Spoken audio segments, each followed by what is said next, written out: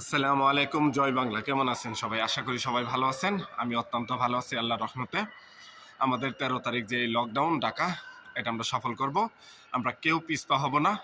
আমরা যার যা কিছু আছে আমরা তাই নিয়ে প্রস্তুত হব এবং আমরা ওইখানে সমবেত হব। আমরা তাদেরকে দেখিয়ে দেব যে আমরা কি পারি কি না পারি। তবে আমি জানি লকডাউন সফল হতে দেবে না এই নুনুস সরকারে। কারণ নুনুস সরকারের পাশে তো আছে অনেক জালেম, যারা জুলুম করতে জানে, যারা পাথর মেরে মানুষ খুন করতে জানে, যারা ঘর থেকে ডেকে নেওয়া গলা কাটতে পারে, তারা আছে। তারপরও মৃত্যু তো একদিন আমাদের অবশ্যই হবে। মৃত্যু কারোর জন্য অপেক্ষা করবে না। তো মৃত্যু যেইভাবেই হোক মৃত্যু হবে। ঘরে থাকলে মৃত্যু হবে, বাইরে থাকলে মৃত্যু হবে। দিনে দিনে মৃত্যু হচ্ছে কা, একদিনে হইলে মরুম নাইলে মারুম। আমরা এই ১৩ তারিখ লকডাউন সফল করুম এবং শান্তিপ্রিয়ভাবে আমরা লকডাউন পালন করব। ঠিক আছে?